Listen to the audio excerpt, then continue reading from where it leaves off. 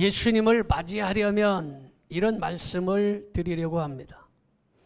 이스라엘 백성들이 출애굽할 당시에 첫 유월절 음식을 먹을 때에 허리에 띠를 띠고 발에는 신을 신고 손에는 지팡이를 잡고 급히 먹었습니다. 애굽의 장자가 모두 죽임을 당하는 재앙이므로 그냥 평안하게 앉아서 시닥거리면서 음식을 먹을 수가 없었습니다. 지금은 바로 이렇게 출애굽하는 첫 유월절과 같은 영적인 암흑기인 것입니다. 이러한 때에 우리가 편안하게 그냥 매일 잠만 자고 놀 수는 없는 것입니다. 이러한 때에 우리는 긴장하고 깨어서 기도해야 될 때인 걸 믿으시기를 바랍니다. 왜 그렇습니까? 누가복음 12장 40절에 그렇게 말씀하고 있습니다. 그러므로 너희도 준비하고 있으라. 생각하지 않은 때에 인자가 오리라. 이렇게 말하고 있습니다. 생각하지 않은 때에 인자가 온다라는 것입니다. 우리가 준비하고 있어야 하는 것입니다. 우리의 생명도 언제 어느 때에 우리 예수님이 부르면 갈 수밖에 없는 것입니다. 그러므로 우리는 지금 영적인 암흑기에 깨어서 긴장하고 기도하고 있어야 될 때인 걸 믿으시기 바랍니다. 여러분, 성경에 그렇게 말합니다. 두 사람이 잠을 자는데 한 사람은 데려가고 한 사람은 놓아둔다라는 것입니다. 두 사람이 밭에서 김을 매는데 한 사람은 데려가고 한 사람은 버려둔다는 것입니다. 두 사람이 잠을 자는데 한 사람은 데려가는 것이에요. 그런데 한 사람은 버리는 것이에요. 여러분, 두 여인이 맷돌을 갈고 있는데 한 여인은 데려가고 한 여인은 버린다는 것입니다. 여러분, 5명의 처녀들이 예수님을 맞이하려고 준비하고 있었는데 5명은 예수님을 맞이하고 5명은 예수님을 맞이하지 못해서 바깥 어두운 게 내어 쫓겨서 슬피 울며 이를 간다는 것입니다. 여기에서 우리가 잘 수학적으로 살펴보면 반반 50%라는 것입니다. 여러분, 이 50%는 어마어마한 것입니다. 여러분, 한국에 5만 교회가 있는데 5만 교회 중에서 2만 5천 교회는 들림을 받고 2만 5천 교회는 버림받는다는 것입니다.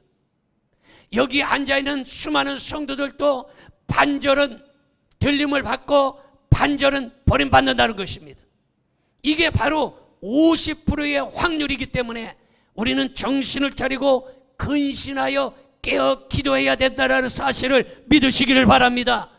예수님의 재림에 대해서는 여러분, 아무도 그 때와 그 시는 알 수가 없습니다. 여러분, 누가 자기의 죽는 날짜를 알겠습니까?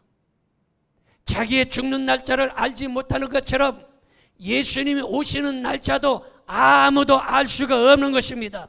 어떤 사람은 말하기를 예수님 믿으세요. 그러면 지금 살기 좋은 이 땅 위에서 먹고 마시며 즐기다가 예수님 오시려고 하는 바로 전날 내가 예수님을 믿지 지금부터 뭐태로 예수님을 믿고 어려움과 고생을 하는가, 이렇게 대답하는 사람도 있습니다. 그러나 예수님 오신 날짜 아무도 알 수 없습니다. 자기가 죽는 날짜도 아무도 알 수가 없습니다. 여러분, 사람에게는 4대 비밀이 있는데 먼저 죽음의 비밀이라는 것입니다. 언제 어느 때 죽을지 아무도 몰라요. 지금도 하루에 여러분 코로나 때문에 최소한 400명 하루에 죽어가고 있습니다. 많을 때는 500명, 적을 때는 350명이 하루에 매일 죽는데 아무도 여러분 내가 이번에 코로나 때문에 죽는구나 생각하고 있었던 사람 없을 것이에요.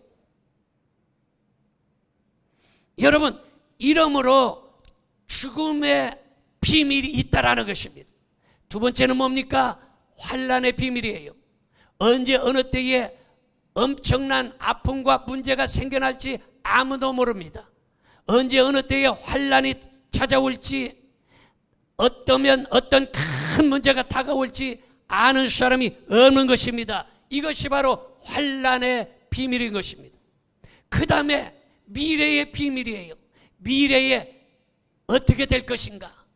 이것도 아는 사람이 아무도 없습니다. 내일 일을 아무도 알 수 있는 사람이 없는 것입니다. 그리고 특별하게 예수님이 언제 오시는지 재림의 비밀이 있는 것입니다. 이러기 때문에 우리는 정신을 차리고 근신하여 깨어 기도하면서 예수님을 맞이할 준비를 미리미리 해야 된다는 사실을 믿으시기 바랍니다. 여러분, 서울 시내나 아니면 큰 도시에 보면 아주 높이 올라간 빌딩들을 볼 것입니다. 이런 빌딩들 대부분에 보면 여러분 보험회사 빌딩이에요. 여러분, 이 보험회사 빌딩 자기 돈 갖고 그 건물 짓는 거 아니에요.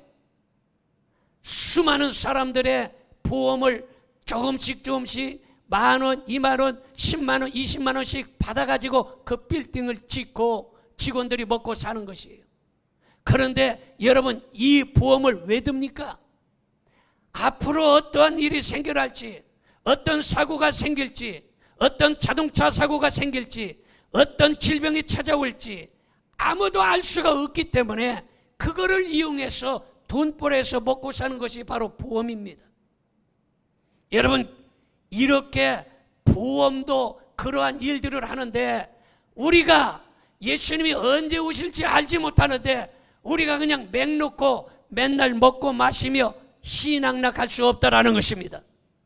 깨어서 근신하고 준비하면서 기도와 믿음으로 보험을 들어야 된다라는 사실을 믿으시기를 바랍니다. 그러므로 믿음의 긴장이 풀리지 않도록 허리띠를 굳게 매시기를 바랍니다. 찬송 175장에 그런 찬송이 있습니다. 신랑 되신 예수께서 다시 오실 때 밝은 등불 들고 나갈 준비 됐느냐? 그날 밤에 주님 맞을 등불이 준비되었느냐? 여러분들 등불이 준비되었습니까?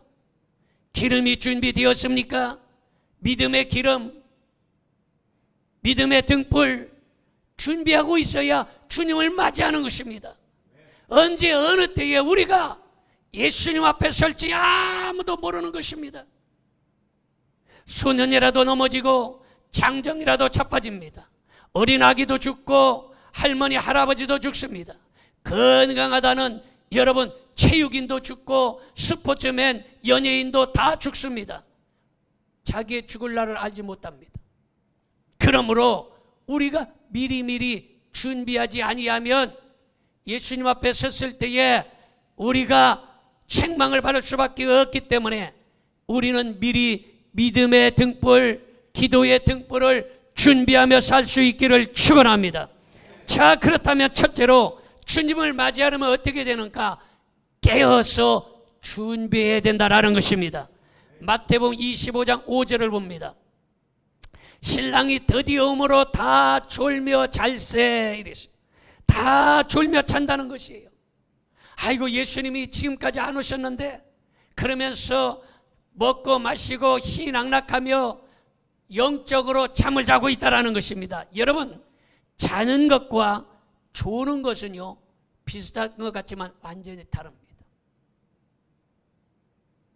조는 것은 안 자려고 굽어가면서 눈을 뜨고 굽어가고 눈을 뜨고, 여러분 이게 조는 거예요. 자는 건 뭐냐? 자는 것은 그냥 침이 입에서 흘러나오든지 그냥 완전히 퍼져서 잠을 자는 것이 바로 잠을 자는 거예요. 그러므로 우리는 잠깐은 졸 수 있지만은 잠을 자서는 안 된다는 거예요. 우리는 영적으로 깨어 있어야지 영적으로 아주 퍼질러 그냥 잠을 자면 안 된다라는 것입니다. 그러므로 여러분, 잠자는 것은 등불이 꺼지든지 말든지 침이 흐르든지 말든지 이렇게 마음 놓고 자는 사람은 비련한 다섯 처녀와 같다라는 것입니다. 지혜로운 다섯 처녀는 그저 깜빡깜빡 졸다가 소리가 들리고 징조가 생기니까 벌떡 일어나서 예수님을 맞이하러 간 것이. 여러분, 지금도 영적인 암흑기입니다. 수많은 사람들이 다 잠을 자고 있어요.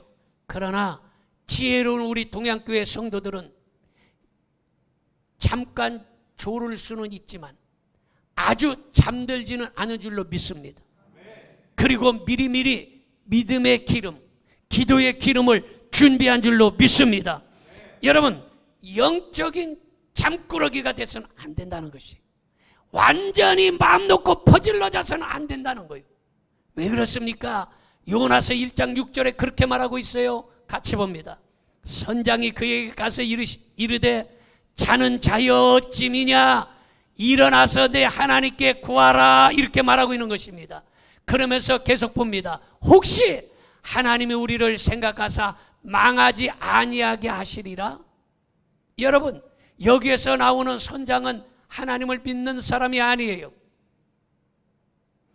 그런데도 불구하고, 하나님을 믿지 않는데도 하나님께 기도하면 응답 준다는 것을 알고 있어요. 혹시 하나님이 도와주시지 않겠냐? 혹시 하나님께서 망하지 않게 도와주시지 않겠냐? 그러니 왜 지금 자고 있냐? 일어나서 기도하라, 이렇게 이야기하고 있다는 것입니다. 여러분, 배 밑창에서 잠만 자고 있던 요나에게 믿지 않는 선장이 지금 책망하고 있다는 것입니다. 풍랑을 만나서 배 탄 사람들이 지금 어려움을 당하고 있는데 지금 기도하고 있지 않아요. 배가 풍랑을 만났으면 요나가 기도해야 되지 않습니까? 배가 풍랑을 만났으면 지금 하나님을 믿는 요나는 깨어서 기도해야 되는데, 요나가 지금 배 밑창에 들어가서 굴굴 자빠져 자고 있다는 것이, 깊이 퍼질러 자고 있다는 것입니다. 그래서 지금 믿지 않는 선장이 지금 책망하고 있어요. 여러분, 마찬가지로 지금 가정의 풍랑을 만났는데 기도하지 않는다면 요나와 같은 사람이라는 것입니다. 여러분, 사업이 풍랑을 만났는데 기도하지 않는다면 요나와 같다라는 것입니다. 자식이 풍랑을 만났는데 기도하지 않고 있다면 지금 요나와 같다는 것입니다. 지금 이 나라 이 민족이 풍랑을 만났는데 기도하지 않고 있다면 이 교회와 주의 종과 성도들은 요나와 같다라는 것입니다. 이러한 때에 우리는 깨어서 나라와 민족을 위해서 기도해야 하는 것입니다. 가정을 위해서 기도해야 하는 것입니다. 자녀들을 위해서 기도해야 하는 것입니다. 교회를 위해서 기도해야 하는 것입니다. 여러분, 깨어서 기도할 수 있기를 바랍니다. 요나처럼 말씀에 불순종해서 깨어서 기도하지 않는다면 풍랑을 만날 수밖에 없는 것입니다. 여러분, 누가복음 12장 37절에 그렇게 말합니다. 주인이 와서 깨어있는 것을 보면 그 종들은 뭐가? 복이 있으리로다 그랬어요. 여러분, 우리가 지금 깨어있어야 하는 것입니다. 지금 코로나로 인해서 나라와 민족이 어둠에 처해 있어요. 경제적으로도 완전히 어둠에 처해 있고, 지금 교회와 주의 종들과 수많은 성도들이 다 어둠에 빠져서 영적인 잠을 자고 있습니다. 이러한 때에 우리가 깨어 있어야 우리 주님 오실 때에 복이 있는 자라고 칭찬 듣는다라는 것입니다. 자, 두 번째 말씀을 드립니다. 두 번째는 주님을 맞이하려면 허리띠를 띠고 있어야 된다라는 것입니다. 베드로전서 1장 13절을 보겠습니다. 그러므로 너의 마음의 허리를 동이고 근신하여 예수 그리스도께서 나타나실 때에 너희에게 가져다 주실 은혜를 온전히 바랄지어다, 이렇게 말하고 있습니다. 여러분, 우리는 우리의 허리에만 허리띠를 띠는 게 아니에요. 마음의 허리띠를 띠라는 것입니다. 이 허리띠를 띈다라는 것은 뭐냐? 여러분, 어떤 사람은 아침에 잠에서 눈을 떠서 깨긴 했는데 아직도 속옷 차림으로 뒹굴거리고 일어나지 않고 이 생각 저 생각하고 있다면, 여러분, 이런 사람은 일어나서 지금 허리에 띠를 띠라는 것입니다. 허리에 띠를 띠라는 말은 신앙의 잠에서 깨어났으면 속옷만 입고 뒹굴거리지 말고 벌떡 일어나서 기도하고 예배드리고 찬송하고 행동하라는 것입니다. 이해가 됩니까? 여러분, 먼저 근신의 띠를 띠어야 되는데 근신이라는 말은 뭡니까? 이 근신이라는 말은 행동이나 마음을 조심하고 방심하지 말아라, 이런 말이에요. 근신하라, 행동이나 마음을 조심하고 여러분 방심하고 있으면 안 된다는 것입니다. 여러분, 그리고 진리의 허리띠를 띠어라 이렇게 말하고 있는데 에베소서 6장 14절에 그렇게 말합니다. 그런즉 서서 진리로 너희 허리띠를 띠고, 뭘로? 진리로 허리띠를 띠라는 것이. 가죽띠, 악어 가죽, 뭐 이런 가죽띠가 아니라 진리의 띠를 띠라는 것이. 진리는 뭡니까? 하나님의 말씀인 것입니다. 하나님의 말씀의 허리띠를 단단히 띠어야, 그래야 세상 유혹에 이끌려가지 아니하고 이단에 빠지지 아니하고 심지가 굳건해서 좌우로 흔들리지 아니하는 것입니다. 여러분, 진리의 허리띠를 띨 수 있기를 바랍니다. 그리고 진리는 진실하라 이런 말입니다. 예수님은 외식과 거짓을 미워하시는 것입니다. 세리나 창기, 도적이나 강도같이 아무리 허물과 죄악이 많을지라도 진솔하게 회개하면 우리 주님께서 용서해 주시는 걸 믿으시기 바랍니다. 죄가 문제가 아니에요. 죄가 있을지라도 회개하면 용서해 주시는 것입니다. 그 다음에 사랑의 허리띠를 띠어야 하는 것입니다.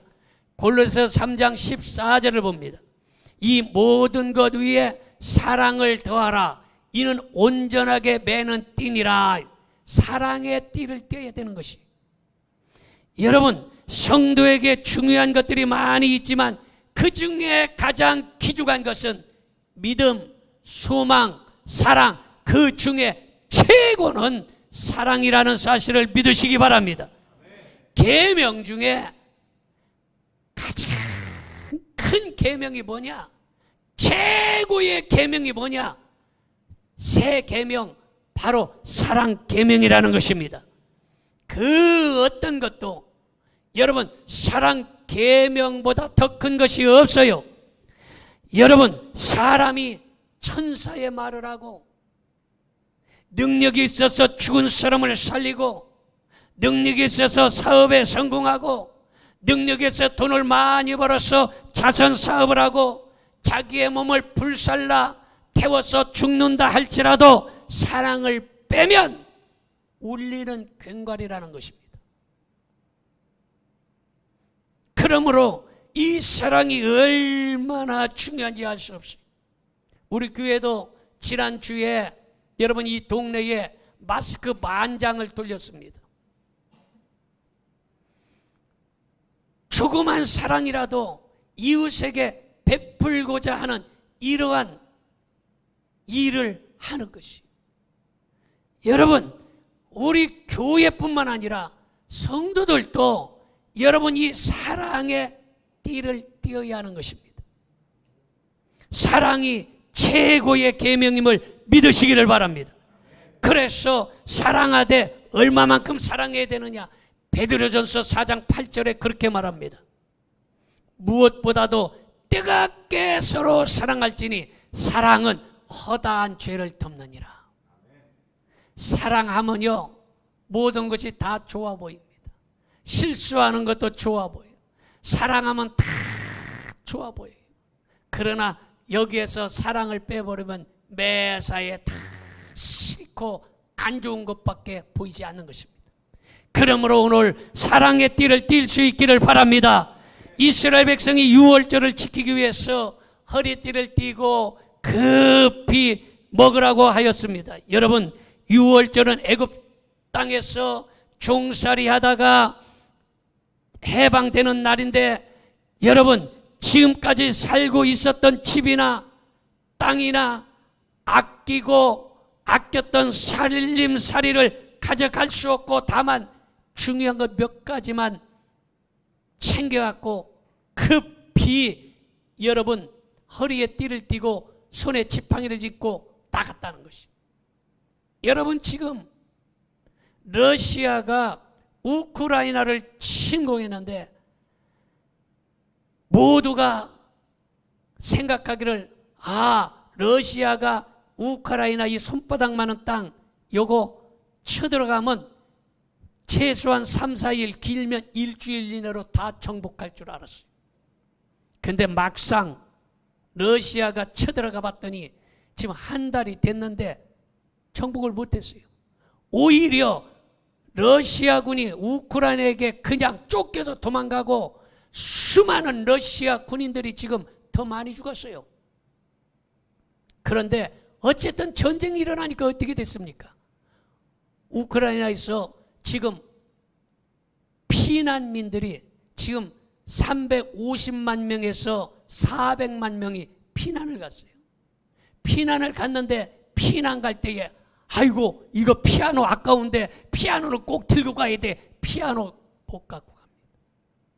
아이고 내가 이 밭을 어떻게 아끼고 아껴서 사가지고 지금 여기다가 농사 져먹고 있는데 이 땅을 갖고 가야 돼 하고서 여러분 밭대기 못 갖고 가요. 내가 이 옷이 얼마나 아까운 건데 하고서 장롱에 옷을 갖다가 한 보따리 쌓아가지고 못 갑니다. 그냥 가방 하나 단촐하게 들고 애기 들쳐 입고 급하게 여러분 전쟁터에서 빠져나온 사람이 지금 350만 명에서 여러분 지금 400만 명 지금 그렇게 되고 있어요. 여러분 이 땅 위의 것은요 아무리 아껴서 그 사람들이 얼마나 피아노를 아꼈고 밭대기를 아꼈고 자기 집을 아꼈으며 자기 정원을 얼마나 아름답게 꾸며놨고 여러분 최선을 다해서 그 집을 아끼고 준비했는데 다 놓고 지금 나온 거예요. 이것이 바로 인생이라는 걸 알고 우리가 근신하고 정신을 차려서 허리에 띠를 띠고 여러분 기도로 준비하고 있어야 된다라는 것입니다. 여러분 주님을 맞이하려면 이렇게 나그네와 같은 인생이라는 것을 깨달아야 되는 것입니다.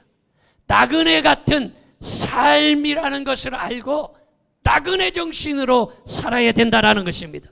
그래서 찬송 485장에 보니까 세월이 흘러가는데 이 나그네 된 나는 괴로운 세월 가는 것 막을 길 아주 없네. 저 요단강가 섰는데 내 친구 벌써 건너가네. 내 어머니 아버지 벌써 건너가네. 내 자식이 먼저 건너가네. 여러분 지금 내가 요단 강가에 서 있는 심정으로 살아야 되는 거예요. 지금 건너가고 있는 거예요. 지금 나그네와 같은 심정을 가져야 이 사람이 바로 6월절에 급하게 허리에 띠를 딛고 팔에 신을 신고 지팡이를 잡고 급하게 음식을 먹었던 것과 같이 우리는 그러한 준비를 하고 있어야 된다는 것입니다. 왜 그렇습니까? 여러분 나그네는 짐이 가벼워야 하는 것입니다. 여행을 하면서 짐이 무거우면 고생이 말이 아닙니다. 그래서 해외여행을 처음 나가는 사람 그 짐보따리를 보면 벌써 알 수 있어요. 해외여행 처음 가는 사람은요 보따리 챙기고 메루치 볶아서 고추장 단지 깻잎 별거 다 싸가지고 짐을 갖다가 아주 몇 개의 가방을 들고 여행을 갑니다. 그런 걸 보면 저 사람은 해외여행 처음 가는구나 이래요. 해외여행 많이 다니는 사람은요 메루치 볶아 갖고 안 갑니다. 고추장 갖고 안 가고 김치 안 싸 갖고 갑니다. 그냥 간단하게 옷가지 몇 개 갈아입을 거 그거 여러분 쫙 끌고 갔다가 여러분 가서 좋은 거 있으면 몇 개 사가지고 들어오는 것이에요. 여러분, 마찬가지로 우리도 여러분 그와 같은 나그네와 같은 이러한 심정으로 우리의 짐을 가볍게 하고 살아야 된다는 것이에요. 이 짐은 무슨 짐입니까? 죄악의 짐이에요. 세상의 짐이에요. 우리는 믿음의 가방에 이러한 죄악의 짐이나 세상의 짐들을 여러분 빼놓고 가볍게 끌고 다닐 수 있기를 바랍니다. 그 다음에 나그네는 잠깐이라는 것을 알아야 되는 것입니다. 생각해 보세요. 여행지에 가보면 아름다운 것이 얼마나 많은지 알 수 없습니다. 바다도 아름답고 호수도 아름답고 그리고 집들도 얼마나 아기자기하게 아름답게 쳐졌는지 알 수 없습니다. 음식도 맛있는 음식을 먹을 수 있고 여러분 아주 좋은 풍광에 좋은 그림 같은 이러한 것들이 많이 있습니다. 그런데 아무리 좋아도 여러분 그곳에서 계속 사는 사람 없습니다. 여러분 집에 가는 날이 내일 모레라고 하면 먼저 벌써 며칠 전부터 짐을 챙기기 시작합니다. 내일 비행기 타는 날이라면 오늘 저녁에 벌써 짐이란 짐은 다 쌓아놓고 전부 정리해서 내일 갈 생각을 하고 가슴이 설렙니다. 그래서 미리 짐을 다 챙겨놓고 비행기를 타는데 걸음이 빨라집니다. 인천 공항에 내리면 얼마나 발걸음이 빠른지 그냥 서로 빨리 그냥 나가려고 합니다. 왜 그렇습니까? 여러분 여행지가 아무리 좋아도 잠깐이라는 거죠. 이 세상에 아무리 맛있는 것이 많고 이 세상에 아무리 아름다운 것이 많고 이 세상에 아무리 명예, 권세, 인기가 많다 할지라도 이 세상은 여행지이기 때문에 잠깐이라는 것입니다. 여러분 권세도 잠깐이고 예쁜 것도 잠깐입니다. 미운 것도 잠깐이고 여러분 돈을 가진 것도 잠깐입니다. 일장춘몽 세월이 흘러서 어느새 머리에 백설이 내리고 곧 고향으로 갈 날이 얼마 남지 않았다는 것을 알 수 있는 것입니다. 그러므로 오늘 이 시간에 여러분 나그네와 같은 이러한 인생이라는 사실을 꼭 기억할 수 있기를 바랍니다. 또한 나그네는 여행을 가면 집이 그립습니다. 아무리 좋은 호텔, 아무리 좋은 경치, 아무리 맛있는 것을 먹어도 여러분 집 떠난 지 3일만 되면 집이 그립습니다. 그래서 집 떠난 지 3일 되면 집에서 그냥 팔 뻗고 푹 잤으면 좋겠다. 그리고 시도 때도 없이 집에다 전화해서 밥은 잘 먹었냐, 학교는 잘 가냐, 직장은 잘 다니냐, 문단속은 잘하냐, 온통 집안 생각밖에 없어요. 여행 갔으면 그냥 그거저 다 잊어버리고 살면 좋잖아요. 그런데 온통 여러분 집 생각밖에 안 나는 것입니다. 여러분 그러므로 오늘 이 시간에 우리는 이 세상은 여행지와 같아요. 우리는 나그네와 같습니다. 나그네는 우크라이나 민족들처럼 언제 어느 때에 그냥 급하게 빠져나갈지 모릅니다. 언제 어느 때에 우리가 빈손 들고 주님 앞에 갈지 모르는 것입니다. 그러므로 이 땅에서 미리미리 믿음의 보험을 들어놓고 기도의 보험을 들어놓을 수 있기를 바랍니다. 우리가 들고는 갈지 못하지만 우리가 보내놓고는 갈 수 있어요. 그래서 하나님께 헌금을 드림으로 헌금을 하나님 앞에 들여놓고 우리는 갈 수 있습니다. 그래 가서 우리는 보험을 타는 거예요. 칭찬의 보험, 면류관의 보험을 탈 수 있는 것입니다. 믿으십니까? 마지막으로 세 번째는 예수님을 맞이하려면 등불을 켜고 있어야 된다는 것입니다. 누가복음 12장 35절 봅니다. 허리에 띠를 띠고 등불을 켜고 서 있으라 이렇게 말하고 있습니다. 예수님을 맞이하려면 여러분 심령의 심지를 바로 세우고 말씀의 등불을 켜고 있어야 한다는 것입니다. 여러분 말씀의 심지가 좀 안다는 교만으로 쏙 나오면, 말씀의 심지가 솟아나오면 뭐가 생깁니까? 끓임이 생깁니다. 교만해졌다는 거예요. 나 말씀 좀 알아. 나 돈 좀 있어. 나 대학 나온 사람이야. 이렇게 해서 말씀의 심지가 올라가 있으면 끓임이 나서 콧구멍을 새까맣게 만드는 거예요. 여러분, 이렇게 말씀의 심지가 올라가 있으면 살짝 내려야 하는 것입니다. 그리고 여러분, 심령의 심지가 내려가 있으면 낙심과 절망하게 되는 거예요. 그래서 심령의 심지가 너무 내려와 있으면 불이 꺼질락 말락해. 그러므로 이 심령의 심지를 조금 올려줘야 되는 것입니다. 그러므로 오늘 이 시간에 여러분, 말씀의 등불을 켤 수 있기를 바라고, 심령의 심지가 낮아졌거든. 낙심과 절망하기 때문에 심령의 심지는 약간 올릴 수 있기를 바랍니다. 그래서 시편 119편 105절에 그렇게 말합니다. 주의 말씀은 내 발의 등이요 내 길의 빛이니이다. 여러분, 지금 이 시대는 암흑기입니다. 코로나로 암흑기고, 경제적으로 암흑기고, 여러분, 자동차가 있는 사람들 자동차 운전하기가 무섭습니다. 지금 기름값이 지금 2,000원이 넘어요. 경유값도 2,000원이 넘었다는 거예요. 운전하기가 얼마나 겁나는지 알 수 없어요. 그냥 기름이 술술술술술 달아 빠지는 게 눈으로 보여요. 그럼 기름값만 올랐습니까? 여러분, 먹고 사는 모든 식료품이 다 올랐어요. 지금 경제적으로 암흑기고, 영적으로, 정치적으로, 종교적으로 암흑기입니다. 아직도 교회에서 예배당 문을 안 연 예배당들이 많아요. 지금도 온라인 예배 드리는 교회들이 있어요.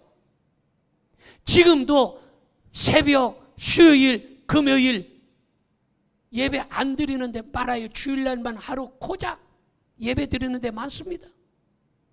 지금 교회도 암흑기예요. 이러한 때에 우리가 근신하고 깨어서 허리에 띠를 띠고 말씀의 등불을 들고 깨어서 주님 맞을 수 있는 여러분들이 되기를 축원합니다. 기도하겠습니다. 전능하신 아버지 하나님, 지금